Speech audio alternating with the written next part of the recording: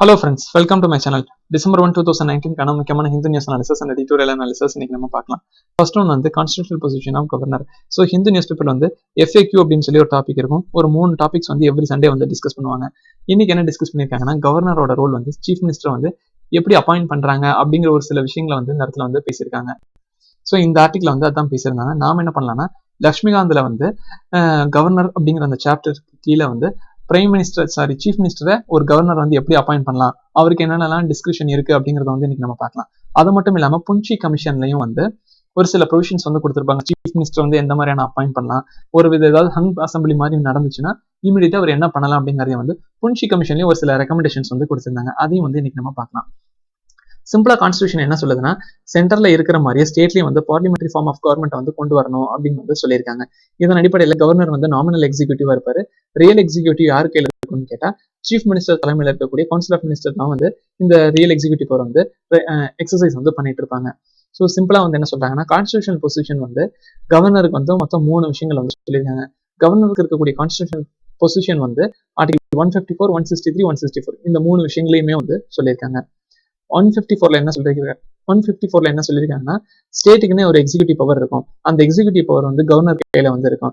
Governor அந்த executive power வந்து அவரே டைரக்டா பண்ணலாம். அப்படி இல்லாட்டினா அரசியலமைப்பு சட்டத்திற்கு ஏற்ப வந்து ஒரு தனியா ஒரு சபார்டினேட் ஆஃபீஸர்ஸ் அப்பாயிண்ட் பண்ணி அவர் மூலியமா வந்து இந்த விஷயத்த வந்து ஃபங்க்ஷன் பண்ணலாம் அப்படின்னு வந்து சொல்லியிருக்காங்க. ஆர்டிகல் 163ல என்ன மென்ஷன் பண்ணியிருக்காங்கன்னா, கவர்னர் வந்து ஒரு சில தருணங்கள்ல அவரோட டிஸ்கிரிப்ஷன் படி வந்து செயல்படலாம். மற்ற எல்லா வகையிலையுமே வந்து அவர் வந்து சீஃப் மினிஸ்டர் தலைமையில் இருக்கக்கூடிய கவுன்சில் ஆஃப் மினிஸ்டரோட எய்ட் அண்ட் அட்வைஸ் படி தான் வந்து கவர்னர் வந்து தன்னோட ஃபங்க்ஷன் வந்து எக்ஸசைஸ் பண்ணணும் அப்படின்னு வந்து மென்ஷன் பண்ணியிருக்காங்க. ஆர்டிகல் 164 என்ன மென்ஷன் பண்ணுதுன்னா, கவுன்சில் ஆஃப் மினிஸ்டர் வந்து ஸ்டேட் லெஜிஸ்லேட்டிவ் அசம்பிளிக்கு வந்து கலெக்டிவா வந்து ரெஸ்பான்சிபிளா இருக்கணும் அப்படிங்கிற ஒரு விஷயத்த வந்து சொல்லியிருக்காங்க. இதுல இருந்து நமக்கு என்ன தெரியுது அப்படின்னா, கவர்னருடைய கான்ஸ்டியூஷனல் பொசிஷன் வந்து பிரசிடென்டோட கான்ஸ்டியூஷனல் பொசிஷன்ல இருந்து 2 வகையில வந்து டிஃபரெண்ட் ஆகுது அப்படின்னு வந்து சொல்லியிருக்காங்க. டிஃபர் ஆகுதுன்னு வந்து சொல்லியிருக்காங்க. ஃபர்ஸ்ட் ஒன் என்ன சொல்லுது, கான்ஸ்டியூஷன் வந்து கவர்னருக்குன்னு சொல்லிட்டு ஒரு சில டிஸ்கிரிப்ஷன் பவர் இருக்கு அப்படிங்கறத வந்து மென்ஷன் பண்ணிருக்கு.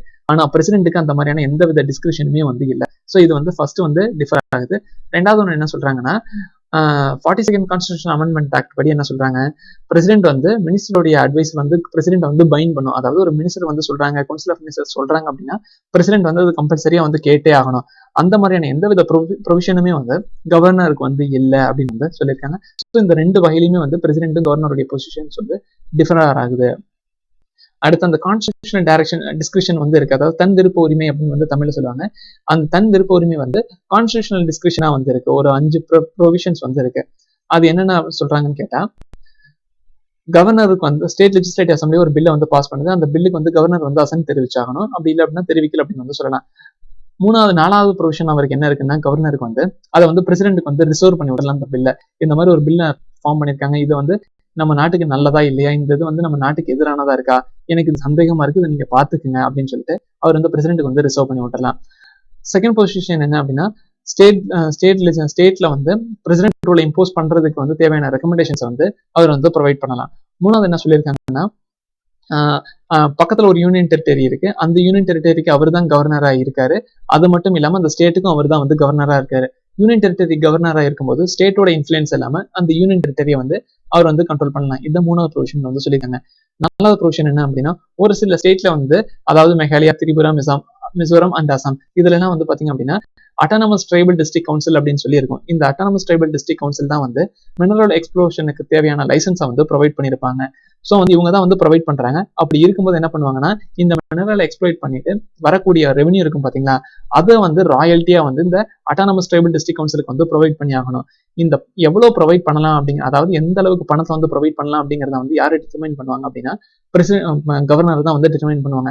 இந்த அளவுக்கு இந்த அட்டானமஸ் ட்ரைபல் டிஸ்ட்ரிக்ட் கவுன்சில் இருந்து நீங்க எடுத்துக்கிறீங்க, ஸோ வந்து கொஞ்சம் அதிகமா பணத்தை கொடுங்க, இல்ல போதுமானது, இது இந்த இடம் வந்து நல்ல சுபிட்சமா தான் இருக்கு, ஸோ இதுக்கு தேவையில்லை, இதை வந்து நம்ம மத்த இடத்துக்கு யூஸ் பண்ணிக்கலாம் அப்படின்னு சொல்லிட்டு கவர்னரே வந்து டிட்டர்மைன் பண்ணலாம். அதுதான் வந்து 4th ப்ரொவிஷன்ஸ். இது எல்லாமே வந்து கான்ஸ்டிடியூஷனல் டிஸ்கிரிப்ஷன் படி வந்து அவர் செயல்படலாம். 5வது ஒன்று என்ன அப்படின்னா, ஒரு மாநிலத்தில் இருக்கக்கூடிய அட்மினிஸ்ட்ரேட்டிவ் அண்ட் லெஜிஸ்லேட்டிவ் மேட்டர்ஸ், இது சார்ந்த விஷயங்களை வந்து தகவல்களை வந்து ஒரு மாநில முதலமைச்சர்கிட்ட வந்து இவர் கேட்டு வந்து வாங்கிக்கலாம். இதுதான் வந்து 5th ஒன் வந்து சொல்லியிருக்காங்க. இது வந்து கான்ஸ்டிடியூஷனல் டிஸ்கஷன்ஸ். அடுத்து ஒரு சில நேரங்கள் வந்து சிச்சுவேஷனல் டிஸ்கஷன் வந்து இருக்கு. இது வந்து பாத்தீங்க அப்படின்னா கான்ஸ்டிடியூஷனல் டிஸ்கஷன் அப்படிங்கிறது வந்து கான்ஸ்டிடியூஷன்லேயே வந்து மென்ஷன் பண்ணிருக்கிற மாதிரியான ஒரு ப்ரொவிஷன்ஸ். அடுத்து ஒரு சில சிச்சுவேஷனல் டிஸ்கஷன்ஸ் அப்படிங்கிறது இது கான்ஸ்டிடியூஷன் வந்து மென்ஷன் பண்ணல. ஆனா அவருக்கு இந்த டிஸ்கஷன் வந்து இருக்கு. என்ன மாதிரி இருக்கு அப்படின்னு கேட்டா, appointment of chief minister when no party has clear cut majority in state legislative assembly or when chief minister in office dies suddenly and there is no obvious successor.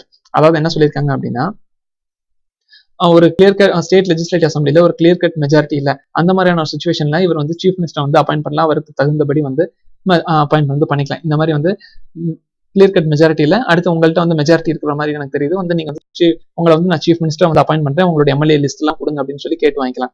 அடுத்து என்ன, எந்த சமயத்துல வந்து ஒரு சீஃப் மினிஸ்டர் அப்பாயிண்ட் பண்ணலான்னு கேட்டா, சடனா வந்து ஒரு சீஃப் மினிஸ்டரே வந்து இறந்துறாரு, அவருக்கு அடுத்து புதுசா யாருமே பதவி ஏற்றுறதுக்கு முன் வரல அப்படிங்கிற பட்சத்துல வந்து அந்த கட்சியில இருந்து வரலன்னா இவரே வந்து ஒருத்தர் வந்து சீஃப் மினிஸ்டரா வந்து அப்பாயிண்ட் பண்ணலாம். ஸோ இது வந்து சிச்சுவேஷனல் டிஸ்கஷன் அப்படின்னு வந்து சொல்லுவாங்க. செகண்ட் ஒன் என்ன அப்படின்னு கேட்டா, dismissal of council of minister when it cannot prove the confidence of the state legislative assembly. அதாவது ஸ்டேட் லெஜிஸ்லேட்டிவ் அசம்பிளில வந்து கான்பிடன்ஸை வந்து, அதாவது நம்பிக்கையை வந்து அந்த கவுன்சில் ஆஃப் மினிஸ்டரால வாங்க முடியல அப்படின்னா அந்த கவுன்சில் ஆஃப் மினிஸ்டர் வந்து இவங்க வந்து டிஸ்மிஸ் வந்து பண்ணிடலாம். இதுவும் சிச்சுவேஷனல் டிஸ்கஷன்ஸ். தேர்ட் ஒன் என்ன சொல்லியிருக்காங்கன்னா, ஒரு ஸ்டேட் லெஜிஸ்லேட்டிவ் அசம்பிளில வந்து கவுன்சில் ஆஃப் மினிஸ்டர் தங்களுடைய மெஜாரிட்டியை வந்து லாஸ் பண்ணிட்டாங்க, பெரும்பான்மையை வந்து இழந்துட்டாங்க. அந்த மாதிரியான சுச்சுவேஷன் அந்த ஸ்டேட் லெஜிஸ்லேட்டிவ் அசம்பிளியே வந்து இவர் டிசல்யூஷன் வந்து பண்ணிடலாம். இதான் வந்து மூணாவது ஒன்று வந்து சொல்லியிருக்காங்க. இந்த மூணுமே வந்து சிச்சுவேஷனல் டிஸ்கஷனா வந்து இருக்கு. அடுத்து கவர்னருக்கு வந்து ஒரு சில ஸ்பெஷல் ரெஸ்பான்சிபிலிட்டிஸ் வந்து இருக்கு. இது வந்து பாத்தீங்க அப்படின்னா சிச்சுவேஷனல் டிஸ்கஷன் தான் வந்து சொல்லுவாங்க. என்ன அப்படின்னு கேட்டா, பிரசிடென்ட் இருந்து ஒரு சில டிஸ்கஷன்ஸ் வந்து கவர்னருக்கு வந்து கிடைக்கும். அந்த மாதிரியான சுச்சுவேஷன்ல என்ன பண்ணலாம்னு கேட்டா, இவர் வந்து சீஃப் மினிஸ்டர் தலைமையில் இருக்கக்கூடிய கவுன்சில் ஆஃப் மினிஸ்டர் வந்து கன்சல்ட் பண்ணலாம். இந்த மாதிரி பிரசிடென்ட் வந்து எனக்கு ஒரு டைரக்ஷன்ஸ் கொடுத்துருக்காங்க, இதை வந்து நான் செய்யலாமா வேண்டாமா அப்படின்னு சொல்லிட்டு வந்து கன்சல்ட் வந்து பண்ணலாம். இன்கேஸ் அந்த கவுன்சில் ஆஃப் மினிஸ்டர் செய்யவே வேண்டாம் அப்படின்னு சொன்னா கூட கவர்னர் வந்து என்ன பண்ணலாம்னா, இல்ல இதை நான் பண்ணுவேன் அப்படின்னு சொல்லிட்டு அவரால் தாராளமா வந்து பண்ணவே முடியும். Acts finally on his descriptions, அவருடைய தன் விருப்ப உரிமைப்படி வந்து அவர் தானாவே வந்து செயல்படலாம் அப்படின்னு வந்து போட்டிருக்காங்க. ஸோ இதுல வந்து சிம்பிள் என்ன தெரியுது அப்படின்னா, கவர்னர் வந்து கான்ஸ்டிடியூஷனல் ஹெட்டாவும் இருக்காரு, சென்டரோட ரெப்ரசன்டேட்டிவாகவும் இருக்காரு அப்படிங்கிறது இந்த ப்ரொவிஷன்ஸ்ல இருந்து நம்ம தெரிஞ்சுக்கிறோம். இதுதான் வந்து நம்மளுடைய லக்ஷ்மிகாந்த் சாப்டர்ல இருக்கக்கூடிய கவர்னர் அப்படிங்கிற சாப்டர் கீழே வந்து டிஸ்கஸ் பண்ணிருப்போம். அடுத்து இப்போ நம்ம டிஸ்கஸ் பண்ண போறது சென்டர் ஸ்டேட் ரிலேஷன்ஷிப் கீழே இருக்கக்கூடிய புன்ஷி கமிஷன் வந்து ஒரு சில ரெக்கமெண்டேஷன்ஸ் வந்து கொடுத்துருப்பாங்க. அதை பத்தி இப்ப நம்ம வந்து பார்க்க போறோம். ஹங் அசம்பிளி நடந்துச்சு அப்படின்னா கவர்னருடைய ரோல் வந்து என்ன மாதிரி இருக்கும், சீஃப் மினிஸ்டர் எப்படி வந்து அவர் அப்பாயிண்ட் பண்ணலாம் அப்படிங்கறத வந்து இந்த இடத்துல வந்து மென்ஷன் பண்ணிருக்காங்க. அதுல ஃபர்ஸ்ட் ஒன் என்ன சொல்லியிருக்காங்கன்னு கேட்டா, ஹங் அசம்பிளி இருக்கும்போது the party or combination of parties which command the widest support in the legislative assembly should be called upon to form the government. அதாவது என்ன சொல்லியிருக்காங்கன்னா, ஒரு இது வந்து ஒரு ஹங் அசம்பிளி இருக்கு, அந்த மாதிரியான சுச்சுவேஷன் அவர் என்ன பண்ணலாம்னு கேட்டா, ஒரு பார்ட்டி இருக்கு, இல்ல ஒரு 5-6 பார்ட்டி எல்லாமே சேர்ந்து இருக்காங்க, லெஜிஸ்லேட்டிவ் அசம்பிளில வந்து அவங்களுக்கு வைடஸ்டான சப்போர்ட் இருக்கு அப்படின்னு சொல்லிட்டு அவங்க கமெண்ட் பண்ணாங்கன்னா இமீடியட்டா அவங்களை வந்து கவர்மெண்ட் ஃபார்ம் பண்றதுக்கு வந்து அவரை வந்து கூப்பிடணும் அப்படின்னு வந்து டிஸ்கஸ் பண்ணிருக்காங்க. ரெண்டாவது ப்ரொவிஷன்ஸ் வந்து என்ன பண்ணியிருக்காங்கன்னா, if there is a pre-poll alliance or coalitions, it should be treated as a one political party. If such coalitions obtain a majority, the leader of such coalition shall be called by the governor to form the government.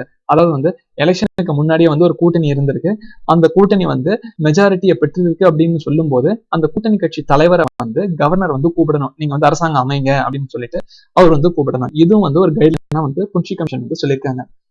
இது என்ன அப்படின்னா, pre போல் alliance, அதாவது பாத்தீங்க அப்படின்னா தேர்தலுக்கு முன்னாடி ஒரு கூட்டணி இருந்துச்சுன்னா அந்த மாதிரி ஹங் அசம்பிளி இருக்கு அப்படிங்கும்போது அந்த மாதிரி வந்து ஒரு கூட்டணி கட்சி வந்து ஆட்சிக்கு வந்து அமைக்கலாம். அடுத்து எலெக்ஷன் முடிஞ்சிருச்சு, எலெக்ஷன் முடிஞ்சதுக்கு அப்புறம் ப்ரீபோல் கூட்டணி, அதாவது வந்து பாத்தீங்க அப்படின்னா தேர்தலுக்கு முந்தைய கூட்டணி வந்து மெஜாரிட்டி வந்து பெற்று இருக்காத போது வந்து கவர்னர் வந்து எப்படி வந்து சீஃப் மினிஸ்டர் வந்து அப்பாயிண்ட் பண்ணலாம்னு கேட்டா, ஒரு குரூப் ஆஃப் பார்ட்டிஸ் வந்து இருக்காங்க, இவங்கள்ட்ட வந்து கொஞ்சம் ப்ரீபோல் அலைன்ஸ் இருக்கு, ஆனா வந்து லார்ஜஸ்ட் நம்பரா வந்து பெற்றிருக்காங்க அப்படிங்கிற சமயத்துல வந்து இவர் வந்து கூப்பிடலாம் அப்படின்னு வந்து சொல்லியிருக்காங்க. ரெண்டாவது என்ன சொல்லியிருக்காங்கன்னா, ஒரு largest single party staking claim to form a government with support of others, ஒரு லார்ஜஸ்ட் சிங்கிள் பார்ட்டி இருக்கிறாங்க, மற்ற எல்லாத்தோட சப்போர்ட் படி வந்து இவங்க கவர்மெண்ட்டை ஃபார்ம் பண்ணணும் அப்படின்னு நினைச்சாங்கன்னா இவங்களை வந்து ஃபார்ம் பண்றதுக்கு வந்து கூப்பிடலாம். The post electoral coalition with all party joining the government, அதாவது வந்து எலெக்ஷனுக்கு பின்னாடி மறுபடியும் ஒரு கோயலேஷன் நடக்குது இருந்தா இப்ப நம்ம பார்த்தோம் பாத்தீங்களா,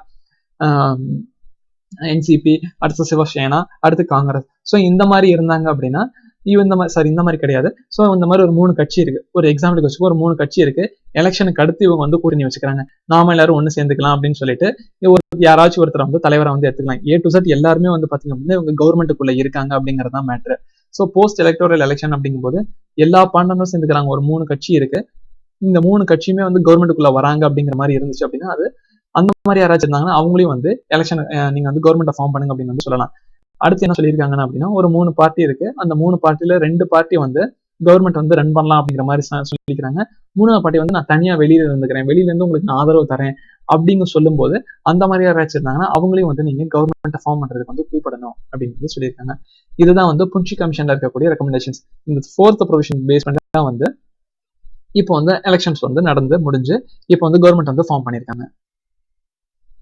Why are the objections to transgender persons bill? So transgender persons bill பத்தி இது நாள் வரைக்கும் ஒரு 3 டாபிக் வந்து நம்ம வந்து டிஸ்கஸ் பண்ணியிருக்கோம். இது வந்து 4வது டாபிக். ஸோ இந்த டாபிக்ஸ்ல வந்து ஆகஸ்ட் மந்த்லி வந்து நம்ம இதை வந்து டிஸ்கஸ் பண்ணியிருந்தோம். ஏன்னா வந்து அப்போ லாஸ்ட் 16th இந்த லெஜிஸ்லேட்டிவ் அசம்பிளி வந்து டிசால்வ் ஆகிறதுக்கு முன்னாடி இந்த டிரான்ஸ்ஜெண்டர் பில் வந்து கொண்டு வந்திருந்தாங்க.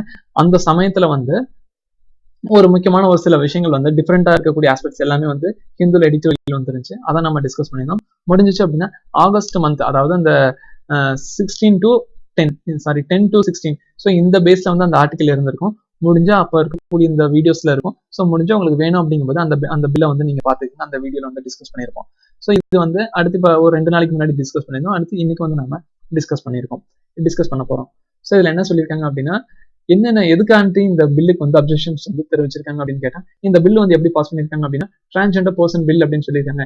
எங்களுக்கு இந்த பேரே வேண்டாம் அப்படின்னு வந்து சொல்லியிருக்காங்க. சிம்பிளா வந்து இந்த பில்லை நீங்க எந்த மாதிரி கொண்டு வரணும்னு கேட்டா, gender identity and gender expression and sex characteristics protections of right bill அப்படின்னு வந்து கொண்டு வரணும்னு சொல்லியிருக்காங்க. எங்களுக்கு டிரான்ஸ்ஜெண்டர் அப்படிங்கிற அந்த பேர் வேண்டாம், எங்களுக்கு அதுக்கு பதிலாக இந்த பேர் வேணும் அப்படின்னு வந்து கேட்கறாங்க.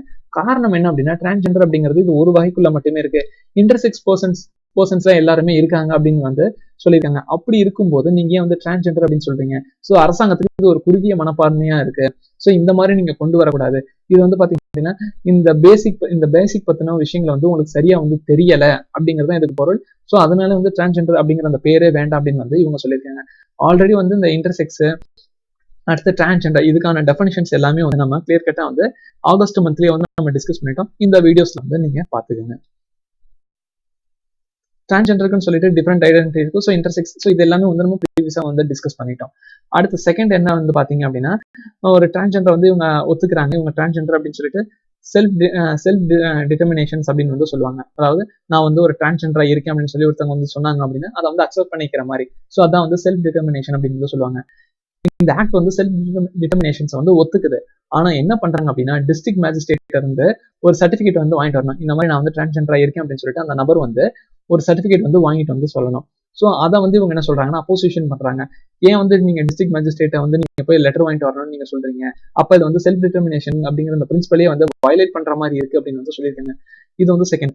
இந்த தேர்ட் ஒன்று என்ன சொல்றாங்கன்னா, இன்கேஸ் வந்து அந்த ஜட்ஜ் வந்து அந்த டிஸ்ட்ரிக்ட் மேஜிஸ்ட்ரேட் வந்து வேண்டாம் அப்படின்னு சொல்லிட்டாரு, இல்ல நீங்க வந்து டிரான்ஸ்ஜெண்டர் இல்லை அப்படின்னு வந்து சொல்லிட்டீங்க, அவர் மறுபடியும் இல்ல நான் டிரான்ஸ்ஜெண்டர் அப்படின்னு சொல்லிட்டு ப்ரூவ் பண்றதுக்கு என்ன மாதிரியான ப்ரொவிஷன்ஸ் வந்து இந்த பில்லுல இருக்கு, அதை நீங்க சொல்லுங்க அப்படின்னு வந்து கேட்டிருக்காங்க. அந்த மாதிரியான எந்த வித ப்ரொவிஷனுமே இந்த பில்லுல இல்ல அப்படின்னு வந்து சொல்லியிருக்கிறாங்க.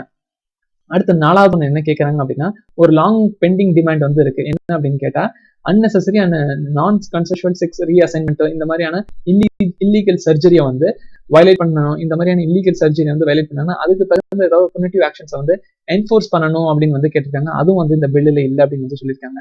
ஃபிஃப்த் ஒன் என்ன சொல்லியிருக்காங்கன்னா, இந்த டிரான்ஸ்ஜெண்டர் பர்சன்ஸ்க்கு தேவையான யூனிக் ஹெல்த் கேர் நீட்ஸ் வந்து தேவை. அதுக்கு நீங்க என்ன பண்ணிருக்கீங்க? ஸோ இவங்கள மாதிரியான ஆட்களுக்கு என்ன மாதிரியான ஒரு ஹெல்த் கேரை வந்து நீங்க ப்ரொவைட் பண்ணிருக்கீங்க அப்படிங்கிற ஒரு விஷயத்தையும் வந்து இவங்க வந்து கேட்டிருக்கிறாங்க. அது மட்டும் இல்லாம ஒரு கவுன்சில் வந்து நீங்க ஃபார்ம் பண்ணணும்னு வந்து சொல்லியிருக்கீங்க. National council for transgender persons to provide the institutional framework for implementations. So இந்த மாதிரியான பில்லை வந்து இம்ப்ளிமெண்ட் பண்ணணும் அப்படிங்கிறதுக்காண்டி transgender council for national council for transgender persons bill அப்படின்னு சொல்லி ஒரு கவுன்சில் வந்து நீங்க ஃபார்ம் பண்ணணும்னு சொல்லியிருக்கீங்க. அதுல வந்து நீங்க இன்டர்செக்ஸ் பர்சன்ஸ் வந்து நீங்க இக்னோர் பண்ணிருக்கீங்க அந்த கவுன்சில்ல. ஸோ இந்த மாதிரியான விஷயங்களையும் வந்து இவங்க வந்து எதிர்த்துட்டு இருக்காங்க. அது மட்டும் இல்லாம 2016 இந்த பில்லு வந்து பாஸ் பண்ணும்போது ஸ்டாண்டிங் கமிட்டிக்கு வந்து இதை வந்து அனுப்பியிருந்தாங்க. அந்த ஸ்டாண்டிங் கமிட்டி ஒரு சில ப்ரொவிஷன்ஸ் எல்லாமே கொடுத்துருக்கு. அந்த பில்லையும் அந்த ப்ரொவிஷன்ஸ் எங்களுக்கு வேணும் அப்படின்னு சொல்லிட்டு இவங்க வந்து கேட்கறாங்க.